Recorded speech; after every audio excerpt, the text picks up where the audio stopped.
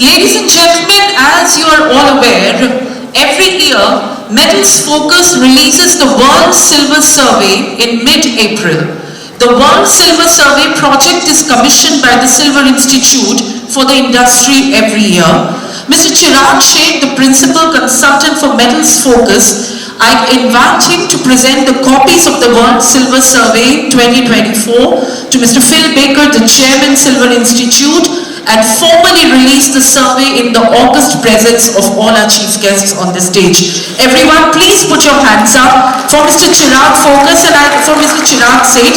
I would also like to invite Mr. Michael Di Rienzo, the CEO of Silver Institute, Mr. Gautam Choksi, the Executive Director of Hindustan Platinum, to join us on the stage for this moment. Ladies and gentlemen, the comprehensive handbook on silver that each one of you should have with you. But worry not, if you've already done your registration, you've already received your delegate bags. In that bag, you already have a copy of this report. If you have not received your delegate bag yet, whenever you get it, your copy will be in it. Can we please have the Metals Focus team on the stage, gentlemen? Please join us here for this moment.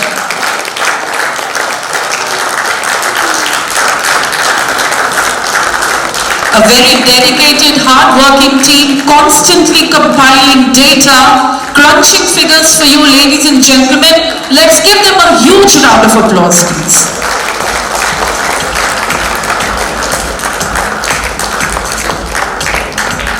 Let me tell you, each one of you have your own complimentary copy in your delegate bags. Thank you, gentlemen. With this, I invite all our guests on the stage to kindly take their seats in the audience. Ladies and gentlemen, as we turn around the table, the stage for what's coming up next, let me tell you, you just saw on stage Mr. Chirag Sheth. With over 18 years of experience in precious metals trading and research, he has worked with UBS, LM Commodities, and UTI Securities. He is responsible for precious metals research and consultancy work for Metals Focus, focusing on South Asia, Southeast Asia as well. He was also a part of the Niti Aayog subcommittee on transforming India's gold market and is on the Product Advisory Committee of the National Stock Exchange of India, MCX, and Bombay Stock Exchange on precious metals, holding a bachelor's in management and a postgrad in management and finance. I now formally invite Mr. Chirag Sheth onto the podium for a brief overview of the Silver Survey for all of us. Here on.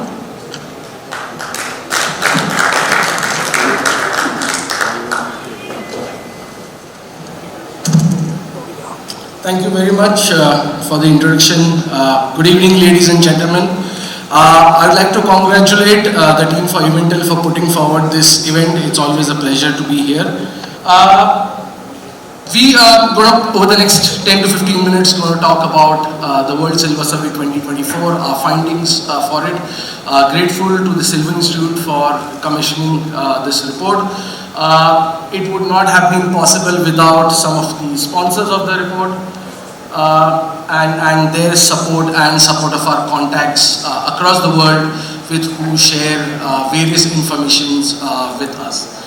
Without much ado, let me start with the presentation. It's been an interesting time for precious metals. If you see over the last 3 to 6 months time, we've seen fantastic rally in gold, silver. There's been a lot of talk about what is fueling this rally. Especially in gold, there has been talk about who's the mystery buyer that has been driving prices, and silver to some extent has now come out of its own. I think what is now we are seeing is that interesting thing about silver is both an industrial metal as well as precious metals, right? Given that a large part of silver is used in various industries, to some extent the prices of silver gets impacted by the vagaries of the economy, by what's happening in industrial production and industrial growth. What we are now increasingly seeing is silver moving away from being an industrial metal to being a precious metals, and that's why what we saw is that once gold prices started to rally, we saw silver prices also start to rally and maybe behave more like precious metals, where we saw that managed money positions, where buying from various CDAs funds kind of picked up. But look at it, ETFs also saw fairly decent amount of inflows. ETF positions were highest up till July. If you look at fundamentals, what's very interesting is that demand is continuing to outpace supply in silver. If you look at silver supply, between 2010 to 2019, we saw about 0.3% drop in supply, whereas between 2010 to 2023, while the growth has been small, it's been fairly steady. Now look at the demand scenario, compared to that. We've seen a very, very robust demand over the last, 2-3 years time. And what is essentially driving this demand is strong offtake from the industrial segment. The fact that demand has now been outstripping supply for last few years means that the silver market is into a deficit, and we are seeing that the deficit has been increasing year after year, which is to an extent positive for silver prices in the long term.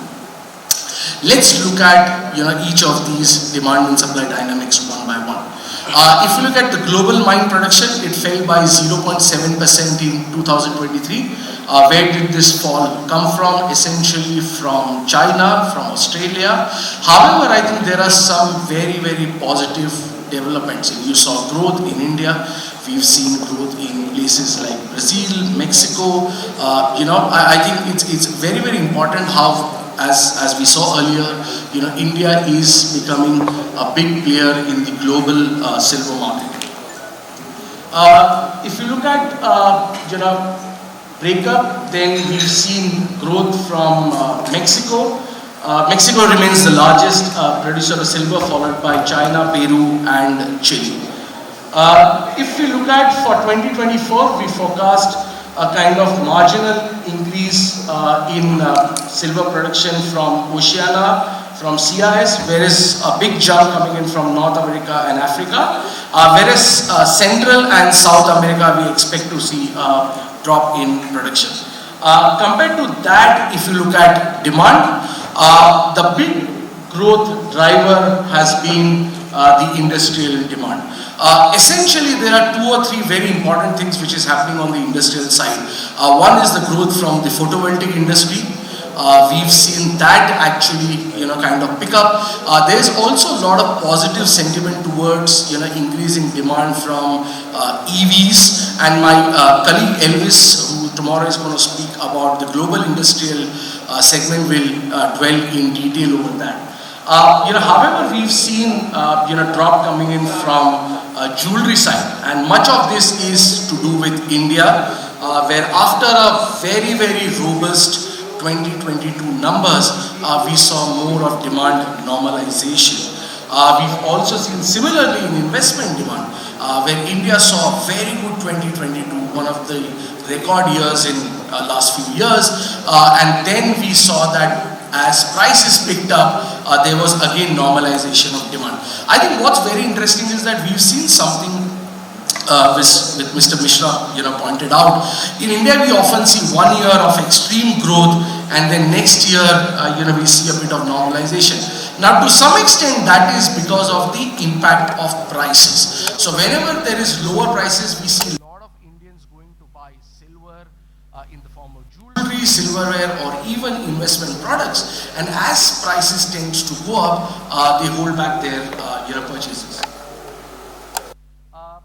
As we said, Chinese demand was up by 26%, whereas Indian demand was down by 26%. However, actually, even if you look at this 26, while the 26% absolute number may look big, you look at it, it is still, very, very high compared to last, 6 to 7 years. So, on an average, so despite the fact that we saw a drop in demand, the average demand was still anywhere between 5 to 6,000 tons.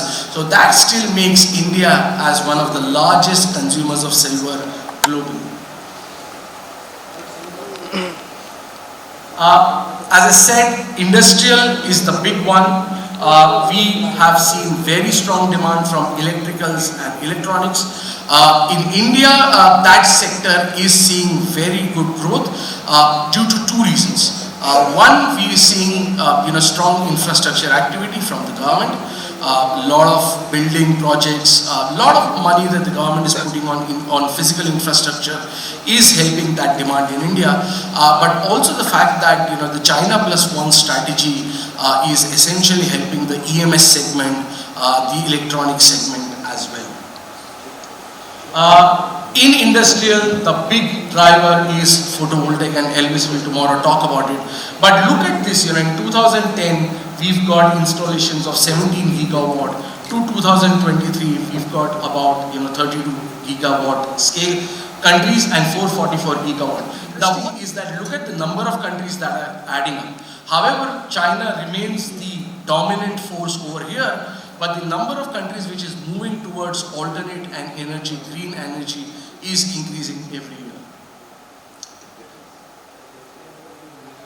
Lastly, if you look at jewelry and silverware, there was about 13% drop. Much of it came from China. If you exclude China, then the drop is 3%. If you look at silverware, 25% drop. If you exclude India, it is 11%. However, we believe that, looking at this year, we think that given the fact that there is good monsoons which are expected due to the impact of La Nina, and also the fact that the government is spending more on rural, infrastructure, we believe that demand from rural India is likely to do good, and that's why for 2024, at least we believe that the year would be exceptional.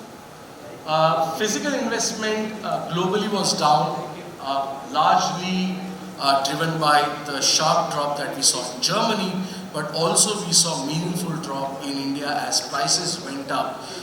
We saw that people started selling their holdings, profit booking.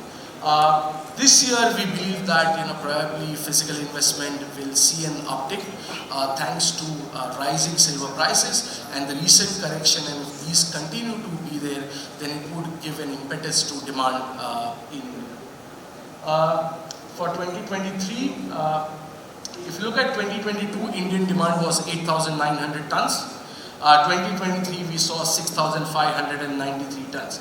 So the big drop has come in from jewelry, about 868 tons, 778 tons from bars, which is investment demand, and about 500 tons from silverware. If you look at over the last 10 years, I think the most volatile segment has been physical investment. And the reason why physical investment is highly volatile is silver physical investment is more of tactical, whereas gold is far more strategic. And you often see that gold, despite the fact that prices goes up, physical investment of gold has remained constant because it's more of a strategic investment, Whereas silver is far more tactical, where people are trying to play if the price moves. Also, another big problem which we see in India for silver physical investment is that there are limited options available. So for gold now, you've got ETFs, you've got sovereign gold bonds, you've got digital gold, you've got schemes from jewelers, whereas in silver, you've got just physical gold which is available as a go-to place for investors. So unless and until we don't bring in newer avenues for people to invest in, we'll see the physical investment remaining highly volatile. Lastly, the big talking point is India-UAE SEPA and how it is changing the entire silver dynamics. So if you look at essentially where did silver come from in 2023, UK, Hong Kong remains the top two players, but significantly UAE has now become the third largest supplier of silver to India. In 2022, when India did record imports, the imports from UAE was in fact less than 1%. To now, last year, out of 3,400 tons of silver that we imported, the share of UAE is close to about 10%, and this year, which is likely to increase to at least 40 to 50%. For 2024, globally, we expect global supply to be marginally down from 1,011 million ounces to 1,004 million ounces. Whereas on demand, we expect a marginal increase in demand, primarily again driven by industrial and jewelry. That's it from my side. Thank you very much. If there are any questions, we'll be happy to address them. So ladies and gentlemen, first of all a big thank you Mr. Chirag Sheikh for that very comprehensive deep dive. I'm sure this has probably given you a lot of things to chew on.